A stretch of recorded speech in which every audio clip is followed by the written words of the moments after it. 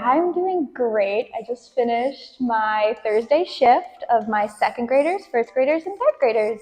I am Ila Rogers and I go to Bridgewater State University. I'm from Boston, Massachusetts. My field of study is a double major of speech pathology and elementary education. My internship is teaching at Conservatorio Santa Maria della Pietà, teaching English to first, second, third, and fourth graders. Challenging at first because of the language barrier. The differences between the American schools and the Italian schools. Italian schools are a lot more laid back than American schools are. I like it a lot better. I think there's a room to do more what you want than having to follow a strict regimen. It takes a little bit more time to lesson plan because you have to figure out what you want to do that day and how that's going to correspond with the test at the end of the week.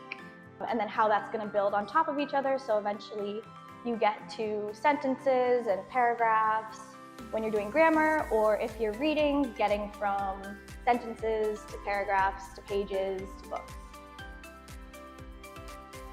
Well, this is my last semester in college, so I'm a senior, I'm graduating. I had some credits to play around with. My family's Italian, so I've always wanted to come back to Italy.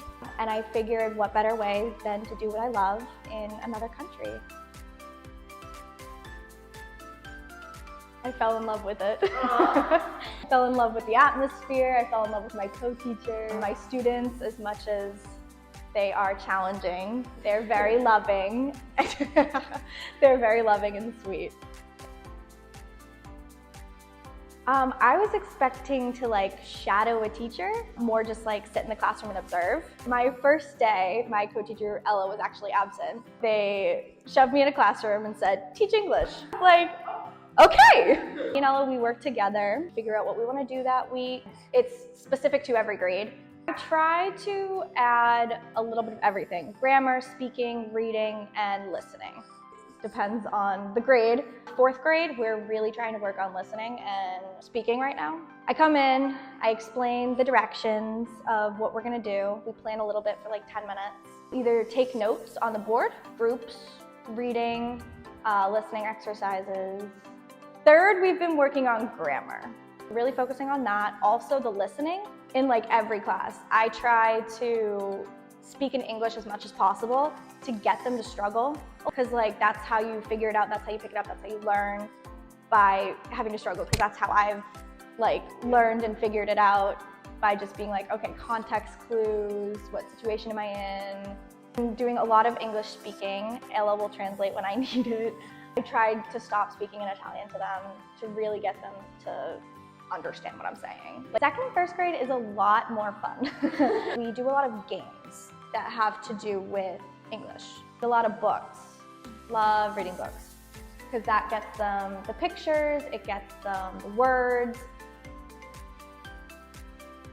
Trying to figure out where to go from where we started is difficult, and trying to gauge where they are, individually and grade-wise, figuring out what they know, what they don't know, what they need help with.